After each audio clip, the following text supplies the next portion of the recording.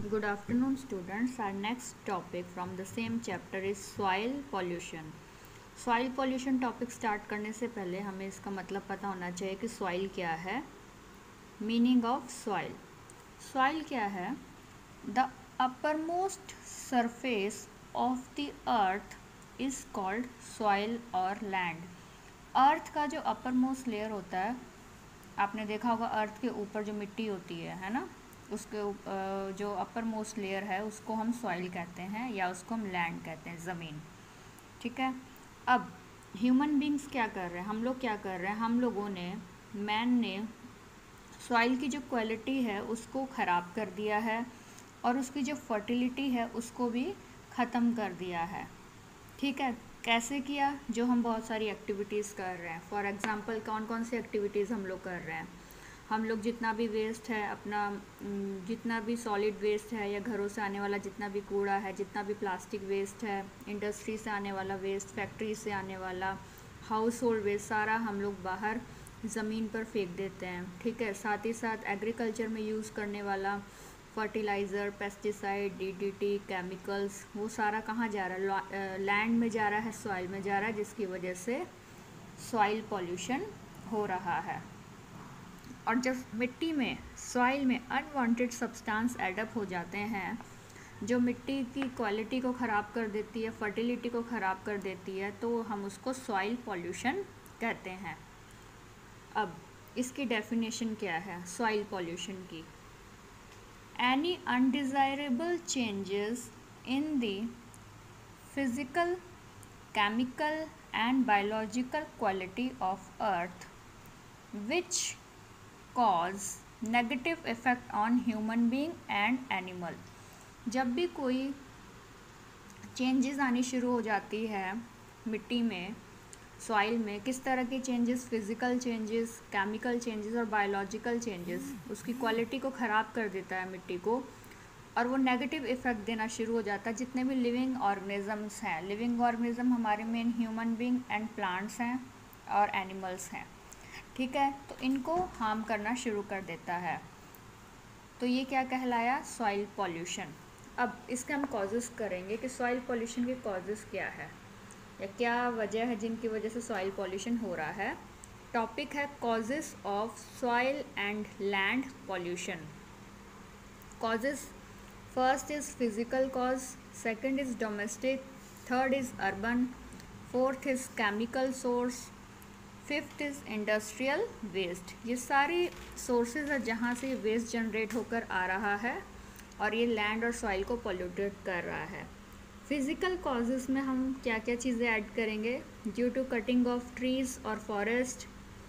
जब भी हम फॉरेस्ट को कट करते हैं तो सॉइल पॉल्यूशन करता है, क्योंकि प्लांट्स ही हैं जो लैंड की फर्टिलिटी को बना के रखते हैं और उसमें मॉइस्चर बना के रखते हैं. हैवी रेन्स, बहुत ज़्यादा बारिश होना, इससे भी सॉइल की फर्टिलिटी ख़राब होती है, क्योंकि सॉइल की जो अपर मोस्ट लेयर है वो पानी के बहाव से बह जाती है और जो अपर मोस्ट लेयर है वही बहुत यूज़फुल होती है. क्लाइमेट चेंज होने की वजह से टेम्परेचर इंक्रीज़ होता है और सूखा पड़ना शुरू हो जाता है. टेम्परेचर, ये भी क्लाइमेट चेंज से रिलेट हुआ कि टेम्परेचर में जो चेंजेस आते हैं, खासकर जब टेम्परेचर बढ़ता है तो सूखा पड़ता है और उससे ड्रॉट होना शुरू हो जाता है. ड्रॉट मीन्स सूखा. और प्लांटेशन में भी प्रॉब्लम आती है और अंडरग्राउंड वाटर भी ख़त्म होने लग जाता है. इस तरह की ये फिज़िकल चेंजेस हैं. डोमेस्टिक वेस्ट में आप बताएंगे जो भी आपका डोमेस्टिक वेस्ट है, जितना भी वेस्ट आपका घरों से आ रहा है, आपके टॉयलेट वेस्ट आ जाएगा, किचन वेस्ट आ जाएगा, हाउस होल्ड वेस्ट आ जाएगा, ये सारा घरों से, फ्लैट से, बिल्डिंग से आने वाला वेस्ट. अर्बन वेस्ट में आएगा जो अर्बन एरियाज़, शहरों में रह रहे हैं लोग, वो किस तरह का वेस्ट जनरेट करते हैं. अर्बन एरिया में देखा होगा ज़्यादातर प्लास्टिक वेस्ट जनरेट होता है. स्कूल कॉलेजेस से होने वाला जितना भी वेस्ट है वो भी आ जाता है. और अर्बन एरिया में पॉपुलेशन ज़्यादा होने की वजह से वहाँ पर चीज़ों का ओवर यूज़ भी ज़्यादा होता है और उतना ही वेस्ट जनरेट होता है. Chemical sources, chemical waste, chemical industries से, केमिकल फैक्ट्रीज से जो केमिकल रिलीज़ होता है वो सीधा लैंड में जाता है और लैंड को भी ख़राब करता है और ज़मीन के अंदर के पानी को भी ख़राब करता है. इंडस्ट्रियल वेस्ट, इंडस्ट्री से आने वाला वेस्ट. इंडस्ट्री आपने देखा होगा बहुत सारी डिफरेंट इंडस्ट्री है, चाहे वो क्लॉथ इंडस्ट्री है, पेपर इंडस्ट्री है या कोई और इंडस्ट्री है, वेस्ट हर जगह से जनरेट होता है और वो सारा का सारा वेस्ट जो है, सॉलिड वेस्ट है चाहे लिक्विड वेस्ट है, वो सब जो है लैंड में इसी तरह फेंक दिया जाता है। प्रॉपर सॉलिड वेस्ट मैनेजमेंट नहीं है जिस वजह से ये सारा लैंड को ख़राब कर रहे हैं। तो ये मेन हमारे कॉजेज़ थे सॉइल पॉल्यूशन के। उसके बाद नेक्स्ट टॉपिक आता है हमारा effect of soil and land pollution. जब सॉइल और लैंड पॉल्यूशन हुआ तो इसका हार्मफुल इफ़ेक्ट क्या हुआ? सबसे पहले effect on human and other living organism या लिविंग बींग। ह्यूमन बींग पर और लिविंग ऑर्गेनिज्म पर क्या इफ़ेक्ट पड़ा, तो इसमें हम देखेंगे land pollution will be also polluted drinking water. Land pollution जो है ड्रिंकिंग वाटर को भी पॉल्यूटेड करेगा। ऑटोमेटिकली लैंड से जो है पॉल्यूटेड सब्सटेंस वो जाकर नदी तालाबों में ही मिक्स होता है और अंडरग्राउंड वाटर में जाकर मिक्स होता है, अंडरग्राउंड वाटर को पॉल्यूटेड करेगा। ठीक है, फिर polluted grains, vegetable, fruits because of polluted soil. मिट्टी पॉल्यूटेड होगी तो उस पर जो भी आप वेजिटेशन ग्रो करोगे, जो भी आप प्लांट्स लगाओगे, वो जो भी फ्रूट या वेजिटेबल देगा तो वो भी ऑटोमेटिकली पॉल्यूटेड होगा। ठीक है, उसके बाद ये फूड चेन को भी डिस्टर्ब करेगा। फूड चेन मतलब कि जैसे एक एनिमल दूसरे एनिमल पर फूड के लिए डिपेंड है। फॉर एग्जांपल कोई प्लांट है, उस प्लांट पर डिपेंड है डियर पर डिपेंड है टाइगर। तो इस तरह फूड चेन को कैसे डिस्टर्ब करेगा? कोई भी एक एनिमल या प्लांट जो है वो ख़त्म हो जाता है हार्मफुल केमिकल्स की वजह से जो सॉइल में पाए जाते हैं, तो फूड चेन भी डिस्टर्ब हो जाएगी। Effect on immunity system. Immunity system पर भी इफ़ेक्ट करेगा क्योंकि जो भी हम खाने का सामान ले रहे हैं, वेजिटेबल्स, फ्रूट्स वगैरह, वो यहीं से ग्रो करके आएगा।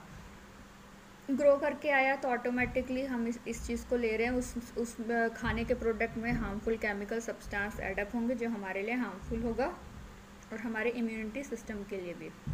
Reduce food production. Food production में रिडक्शन होनी शुरू हो जाएगी। ऑटोमेटिकली सब्सटेंस जब अच्छे नहीं होंगे तो उसमें रिडक्शन आएगी। और फिर ड्रॉट, सूखा पड़ेगा तो ऑटोमेटिकली प्लांटेशन और वेजिटेशन में प्रॉब्लम आनी शुरू हो जाएगी। नेक्स्ट, उसके बाद हमारा नेक्स्ट आता है effect on plants and agriculture. Plants और एग्रीकल्चर पर क्या इफ़ेक्ट किया? प्लांट जो है अच्छे से ग्रो नहीं हो पाएंगे और वो अच्छे से न्यूट्रिशंस नहीं मिल पाएंगे, उसको मिनरल्स नहीं मिल पाएंगे सॉइल पॉल्यूशन की वजह से। क्रॉप साइकिल जो है वो भी इफ़ेक्ट होना शुरू हो जाएगी क्योंकि लैंड में बहुत ज़्यादा पॉल्यूशन हो चुका होगा। क्रॉप प्रोडक्शन में भी इफ़ेक्ट करेगा, प्रोडक्शन कम हो जाएगी, जो प्रोडक्टिविटी थी क्रॉप्स की वो कम हो जाएगी। उसके बाद over use of chemicals reduce the fertility of the soil. जितना हम ओवर यूज़ करेंगे केमिकल्स का वो उतना ही फर्टिलिटी को ख़त्म कर देगी, सॉइल की फर्टिलिटी को ख़राब कर देगी। तो ये था effect on plants and agriculture. तो ये अभी हमने जो टॉपिक कवर किया, ये हमने कवर किया इफ़ेक्ट्स।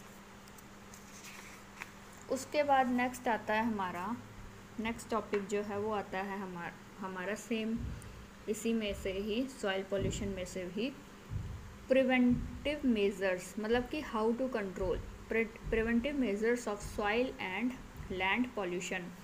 सॉइल और लैंड पॉल्यूशन को हमने अब कैसे कंट्रोल करना है या कैसे बचाना है?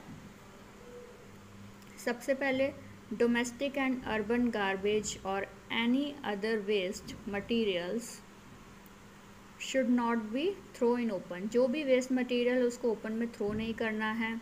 Reduce the use of plastic and polythene और प्लास्टिक को कम से कम यूज़ करना है या यूज़ ही मत करो, उसकी जगह हम क्लॉथ बैग या पेपर बैग का भी यूज़ कर सकते हैं। Next, proper solid waste management होना चाहिए। फर्टिलाइज़र्स एंड पेस्टिसाइड्स का जितना हो सके कम से कम यूज़ करें। उसके बाद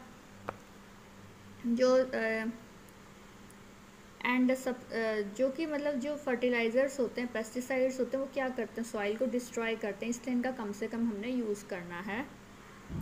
there should be total ban on the use of toxic substance या केमिकल लाइक DDT की तरह जो सब्सटेंस है, केमिकल्स, उन पर टोटली बैन होना चाहिए। Next, in agriculture the crop rotation should be set according to the climate और fertility power of the land. जो ये क्रॉप रोटेशन है, एग्रीकल्चर में क्रॉप रोटेशन जैसे प्रोसेस को फॉलो करना चाहिए क्लाइमेट और सॉइल की फर्टिलिटी को देखते हुए कि किस तरह की फर्टिलिटी और किस तरह का क्लाइमेट है। अवेयरनेस होना चाहिए, ठीक है, एजुकेशन, लोगों को एजुकेशन प्रोवाइड किया जाए एनवायरनमेंट कंजर्वेशन, एनवायरनमेंट अवेयरनेस के लिए। And follow the law and policy, जो भी लॉ एंड पॉलिसीज़ बनाई गई हैं उनको फॉलो करना है। तो आपका ये टॉपिक जो है यहीं पर ख़त्म होता है, जो हमने आज किया soil pollution. Next noise pollution मैं आपको नेक्स्ट टॉपिक में समझाऊंगी। आज के लिए सिर्फ आपके लिए इतना ही है। Thank you.